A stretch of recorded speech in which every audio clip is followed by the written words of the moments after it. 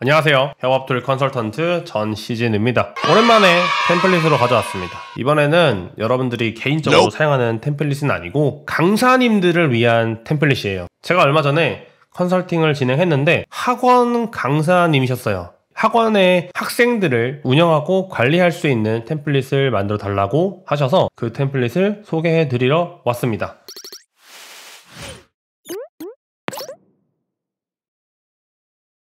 하나씩 살펴볼게요. 위에는 월요일부터 토요일까지 이렇게 시간별로 시간표가 들어있고요.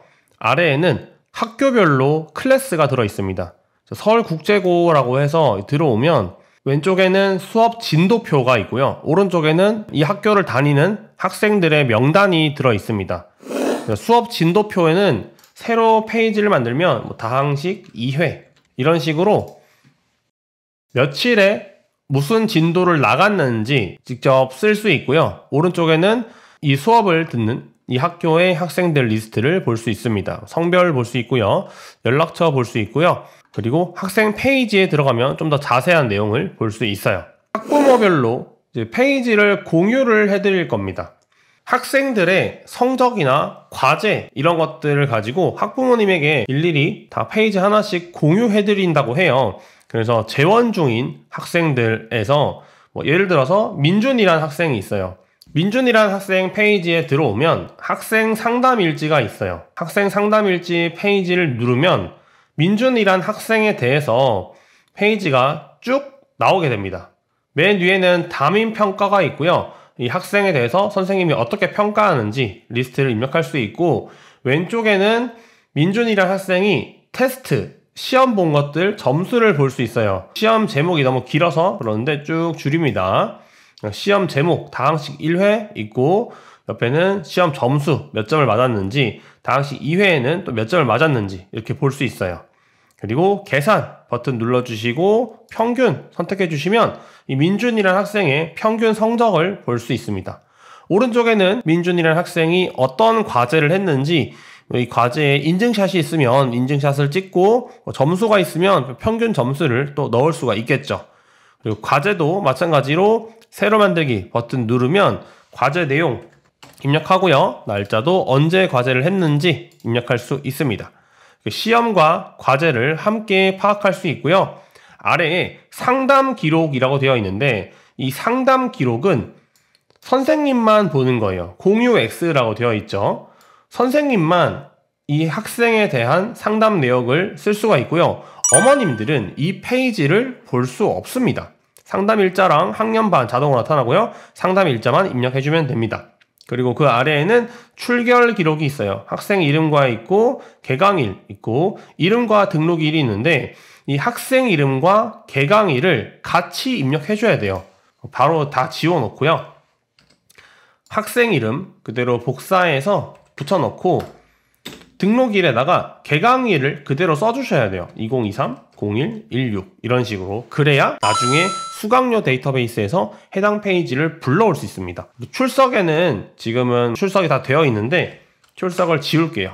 출석을 하나하나 체크하는 거예요. 출석 1회차, 2회차, 3회차 출석을 했고 4회차는 출석을 하지 않았다. 아파서 못 왔다 할 때는 4회차 건너뛰고 5회차, 6회차, 7회차, 8회차, 9, 10, 11, 12회차까지 다 출석을 했어요. 그러면 출석 회차에 자동으로 11이라는 숫자가 찍힙니다. 그리고 옆에 출석 회차가 1회차에는 며칠인지, 2회차에는 며칠인지, 3회차에는 며칠인지 이렇게 날짜를 써주시면 되겠죠. 이거는 한 명 한 명 다 쓰는 게 아니라요. 학생 데이터베이스 위로 올라와서 새로 만들기 옆에 화살표 눌러서 학생 상담일지 데이터베이스 템플릿이 있어요. 이 템플릿을 편집해 줍니다. 그리고 이 편집 아래에 내려와서 출석일을 하나하나 입력해 줘야 됩니다. 이 내용을 한번 먼저 입력을 해 주셔야 나중에 다른 학생들 데이터베이스 템플릿을 만들 때 똑같이 입력할 수 있겠죠. 다시 돌아와서 민준이라는 페이지에 테스트, 과제 상태, 그리고 상담 기록은 어머님이 보이지 않는 거고요. 출결 기록에 출석 회차까지 어머님께 보여드릴 수 있어요. 자, 오른쪽 상단에 공유 버튼 눌러서 웹에서 공유가 꺼져 있을 거예요. 이렇게 이 웹에서 공유를 열고 해당 링크를 민준이 어머님께, 민준이 보호자에게 보내주시면 됩니다. 그러면 민준이 어머님은 해당 링크를 클릭해서 들어오게 돼요. 이렇게 들어오면 학교랑 학원, 반, 학년 이런 것들은 안 보이고요. 아래에 선생님이 작성한 민준의 학생에 대한 담임평가 내용을 볼 수 있고, 학생이 민준이가 어떤 시험에서 몇 점을 받았는지, 어떤 과제에서 몇 점을 받았는지 볼 수 있어요. 그리고 출석도 총 몇 회 했는지 이렇게 파악할 수 있습니다. 이게 어머님이 보는 페이지고요. 다시 선생님이 보는 페이지로 돌아와서 학생에도 뭐 서연, 서준, 서윤, 예준, 지우 많은 학생들이 있을 텐데, 마찬가지로 새로운 학생이 들어왔다. 새로 만들기 눌러서 학생 이름을 써줍니다. 시진이라는 학생이 들어왔다 할게요. 어떤 학교인지 고1 스카이 선택해주고, 학원 반, 이거는 이제 선생님이 옵션을 선택해달라고 해서 넣어준 거예요. 학년은 자동으로 선택이 됩니다. 고1 스카이 반은 1학년으로.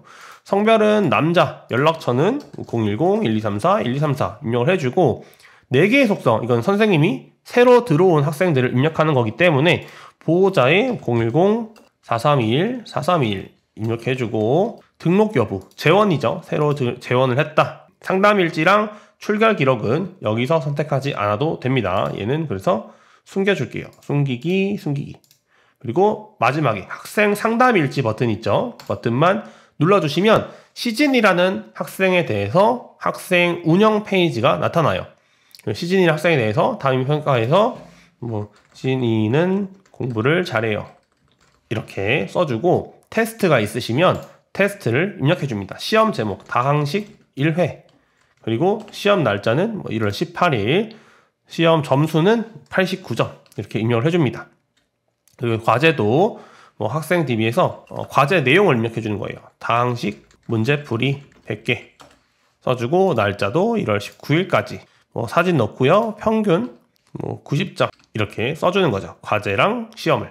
그리고 상담 기록은 어머님들이 안 보이는 거예요. 상담 내용, 시진이는 다항식을 잘 푸는 것 같습니다. 상담 일자는 1월 18일이었다. 이렇게 입력을 해주는 거예요. 그리고 출결 학생 이번에 들어왔죠. 개강일이 1월 18일이었어요. 예를 들어서. 그리고 이름 등록일은 마찬가지로 앞에서 말씀드린 것처럼 이름과 개강일을 그대로 써주셔야 돼요. 학생 이름을 컨트롤 C 복사해서 이름에 붙여넣고 등록일을 0118 이렇게 써주셔도 되고요. 아니면 그냥 시진 2023 0118 이렇게 이름만 써주시면 됩니다. 그리고 출석에다가 1회차, 2회차, 3, 4, 5, 6, 7, 8, 9, 10, 11, 12 해주면 출석 회차가 자동으로 등록이 됩니다. 자, 학생 DB에서 이렇게 학생별로 어머님께 보여드렸고요.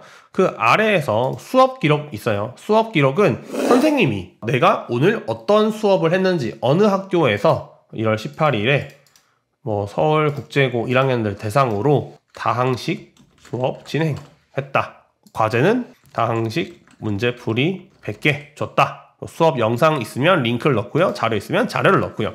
제가 어느 수업을 했는지, 느낀 점은 무엇이었는지 쓰면 되고요. 느낀 점 쓰시고 싶으면 열기 눌러서 이 안에 수업에 관련된 내용 쓰시면 되겠죠.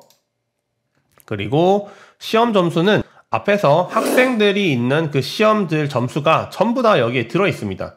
지금 보면 필터가 걸려 있어서 보이지 않고요. 이 시험 점수 관리 페이지에서 보면 학생들의 점수가 전부 다 보여집니다.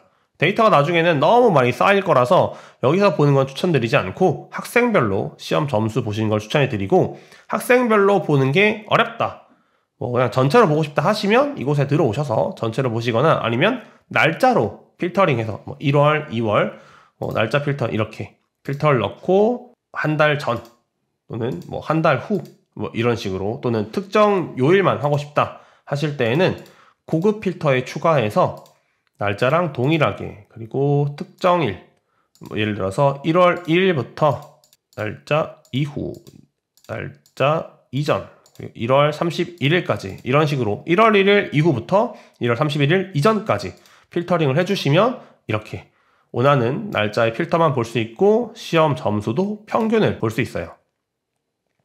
이런 식으로 시험 점수를 따로 만들어 보시면 되고요. 과제 상태도 시험과 똑같아요. 그 다음은 출결 기록 데이터베이스예요. 출결 기록 데이터베이스는 이 학생이 얼마나 왔는지를 체크하는 거죠.